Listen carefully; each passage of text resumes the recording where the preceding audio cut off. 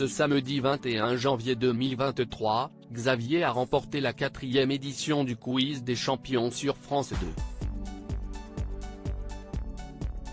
Celui qui avait déjà participé à la 2e édition s'était, à l'époque, incliné dès la 2e manche.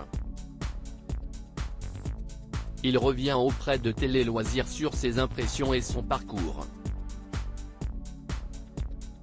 Le champion des champions.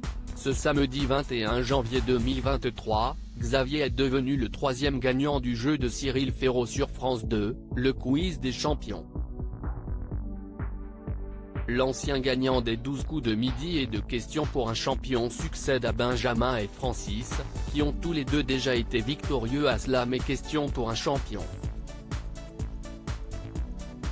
Lors de ce prime, il est notamment venu à bout de redoutables concurrents comme Enzo, Arthur ou Marie-Christine. Il s'est confié à Télé Loisirs sur son ressenti après cette victoire. J'aurais pu faire mieux la première fois. Télé Loisirs, vous aviez une revanche à prendre après votre élimination rapide à votre premier quiz des champions?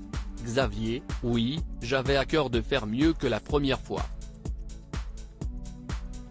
J'étais parti lors de la 2e manche qui a un côté très aléatoire, on peut faire un très bon score ou complètement passer à côté. Je pense que les manches suivantes me convenaient bien, donc je voulais passer cette étape pour les essayer.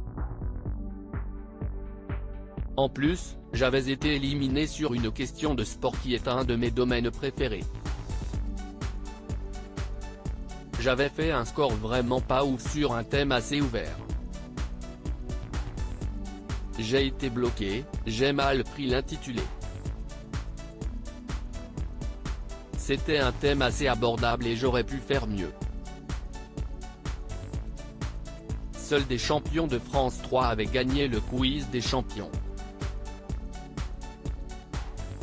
C'était important de faire briller l'image du jeu de TF1.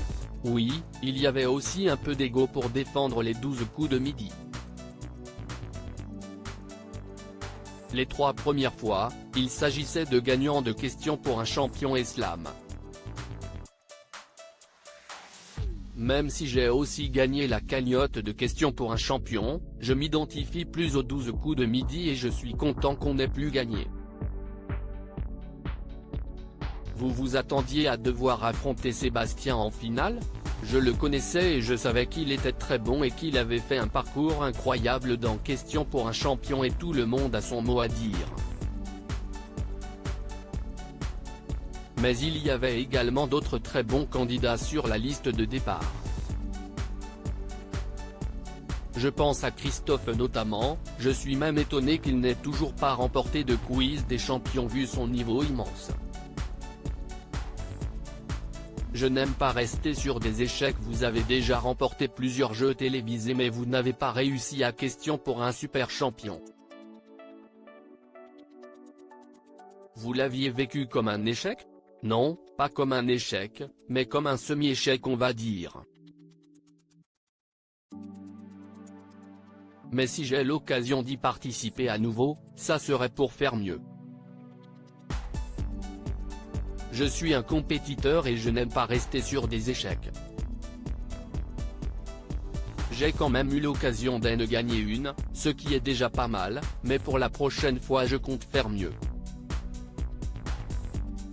Avez-vous d'autres projets d'émissions télévisées dans le futur? Pas spécialement.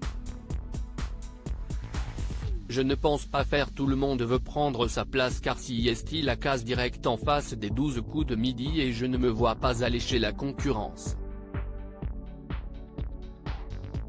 S'il fallait en choisir un, je dirais tout le monde a son mot à dire mais ce n'est pas prévu dans l'immédiat. Mais il ne faut jamais dire jamais.